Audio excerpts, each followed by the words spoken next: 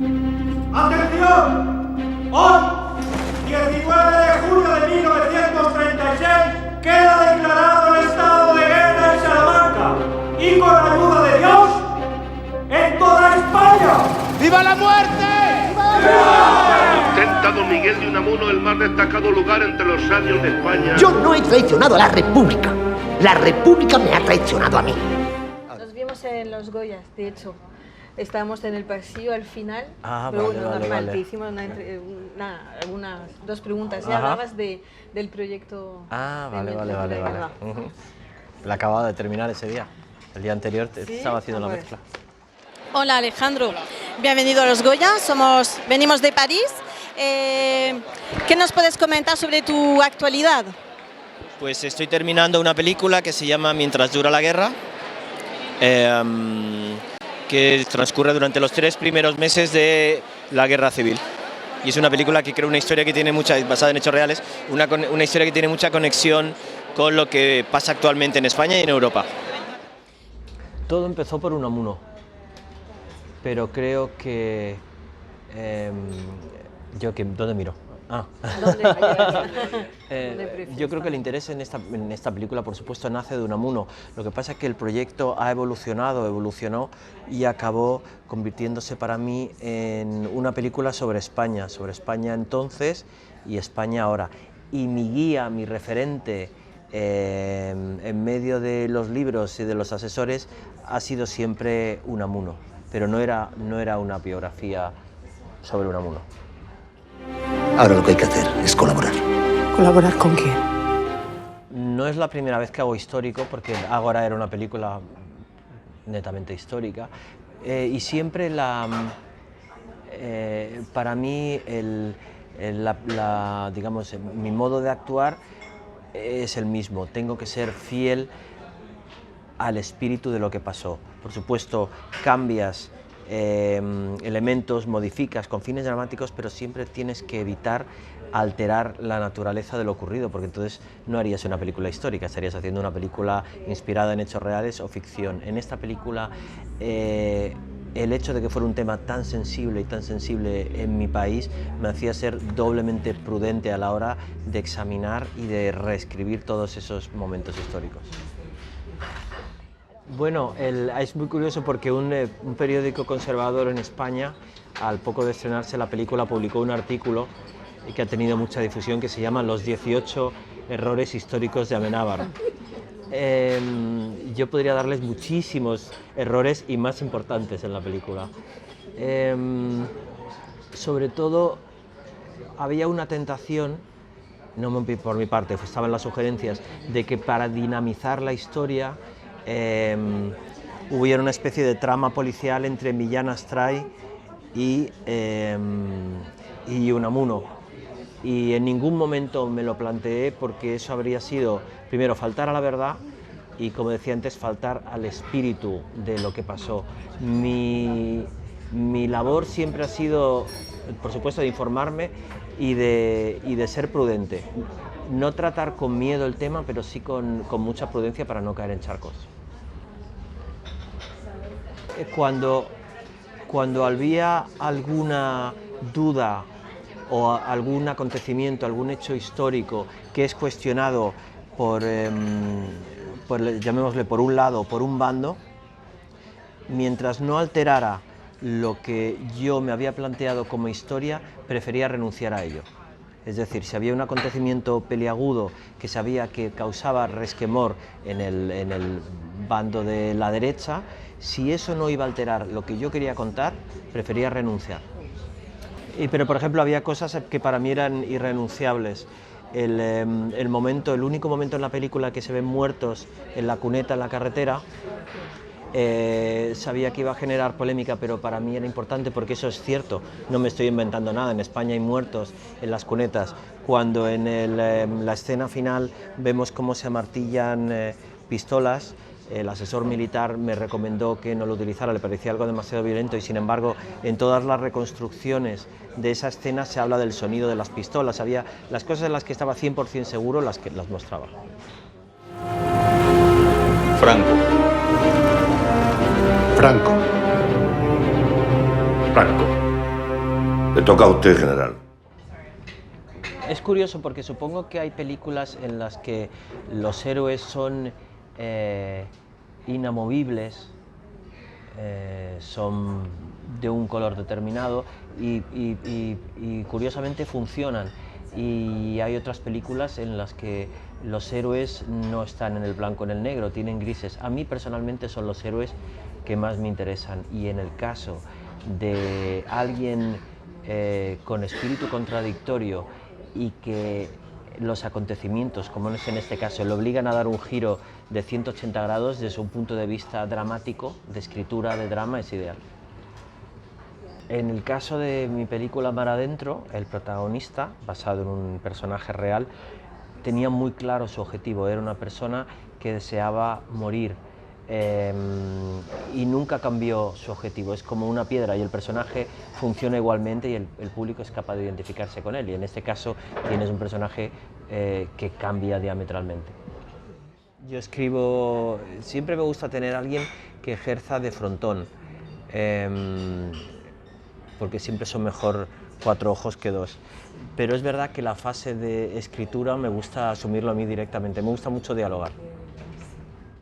Bueno, yo creo que los distribuidores de cada país conocen su país y buscan la mejor manera de ofrecer esa película a los espectadores. En España a mí no se me habría ocurrido incluir el título de Franco en la película. Seguramente habríamos tenido incluso más rechazo por parte de los espectadores de haber incluido ese título, pero en Francia entendían que era importante porque era algo con lo que mucha gente podía conocer. ¡Arriba España! ¡Arriba! Bueno, cuando tienes un personaje como Unamuno, que era fundamentalmente un pensador, intentas, que a mí me parece que es la parte didáctica del cine, que a mí me estimula bastante, intentas reflejar parte de su pensamiento en los diálogos. Entonces hay muchas más frases de las que parece que pertenecían al propio Unamuno que hemos incluido en la película.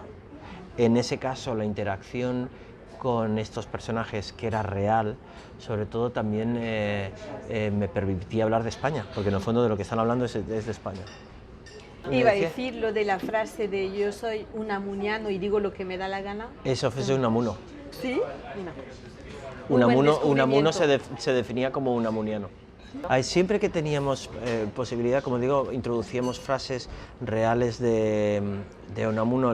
El guión está plagado. Hay una que es me atacan los rojos, arriba España y pensarán que dicen algo. Está lleno.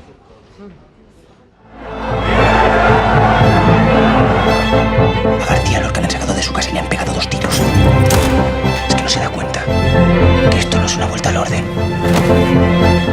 No.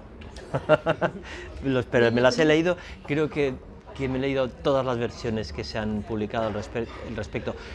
Fue una de las primeras versiones que leí, la de Hugh Thomas, que se basa en la de Portillo. Cuando empecé a darme cuenta que había tanta polémica respecto a lo que dijo o lo que no dijo Unamuno, fui leyendo todo tipo de testimonios y la versión del guión fue cambiando. La versión en la que más me baso es el libro Vida de Don Miguel, ahora no me acuerdo, se me ha vuelto a olvidar el nombre. Vida de Don Miguel de Emilio Salcedo. Emilio Salcedo. Es un libro escrito durante la dictadura, con lo cual paradójicamente me hace pensar que está más acercado a la realidad, puesto que la dictadura se le permitió publicar. Siendo consciente de que se ha creado mucha mitología alrededor del discurso, para mí fue una labor casi detectivesca, entre los diferentes testimonios, ver cuáles eran los elementos en común y de ahí decidir qué era lo que muy probablemente se había dicho. Y en ese sentido el discurso no es una representación exacta y fidedigna de lo que creo que se dijo. Por ejemplo, en el discurso de Unamuno se hacía referencia a Luis Rizal, que había sido un médico que se había rebelado contra España y que defiende Miguel de Unamuno, pero si yo hubiera, en la guerra de Cuba, si yo hubiera, en la guerra de Filipinas, perdón, si yo hubiera introducido esa parte del discurso, los espectadores de hoy les habría sonado muy lejano. No, José Rizal, perdón. Cuando estudié Unamuno, como toda mi generación en el instituto, me leí La tía Tula, San Manuel Bueno Mártir y Niebla. Y en realidad para esta película solo me he releído Niebla, que me ha parecido asombrosamente avanzado a su tiempo. En la tercera parte de Niebla creo que Unamuno está hablando literalmente de paraísos artificiales o de realidad virtual. Pero no quise cargar filosóficamente la película porque creo que lo habría alejado de lo que yo quería hablar, que era España. En ese sentido, la película habla más del Unamuno político. Bueno, Carra en realidad es una elección heterodoxa. Teníamos otras opciones que encajaban por edad, por físico, pero Carra por un lado es un excelente actor y por otro es alguien que tiene muchísima naturalidad y muchísima fuerza, mucho contacto con los espectadores, y yo quería que las palabras de Unamuno no sonaran declamadas, sino que el espectador de hoy las sintiera como propias.